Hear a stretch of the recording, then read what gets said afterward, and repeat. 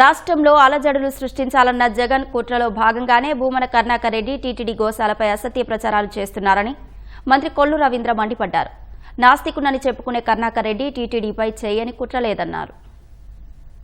గడిచిన 3 నెలల్లో వృద్ధాప్యంగా గాని వ్యాధుల వల్ల గాని 40 ఆవులు మృత్యువాత పడితే అవన్నీ ఒకసారి చనిపోయినాయి, 100 ఆవులు చనిపోయినాయి అని చెప్పి తప్పుడు ప్రచారాలు చేస్తా ఉన్నారంటే, అది కూడా ఎక్కడో చనిపోయినటువంటి ఆవుల ఫోటోలు తీసుకొచ్చి దిగజారుతా ఉన్నారంటే ఇవాళ మనం అందరం కూడా ఆలోచించాల్సినటువంటి విషయం.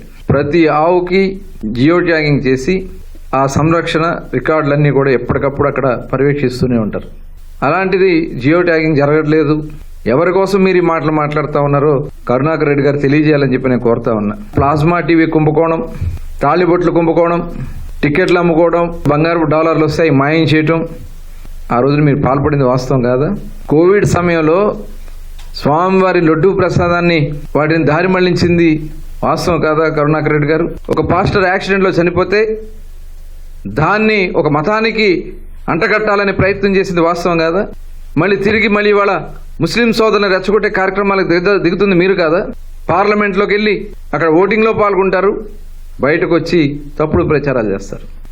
అంటే ఒక ఉద్దేశపూర్వకంగా మతాల మధ్యలో చిచ్చులు పెట్టడానికి, ఈ రకమైనటువంటి చౌకబారు ఆరోపణలు చేసి లబ్ధి పొందడానికి జగన్మోహన్ రెడ్డి గారు చేస్తున్నటువంటి ప్రయత్నం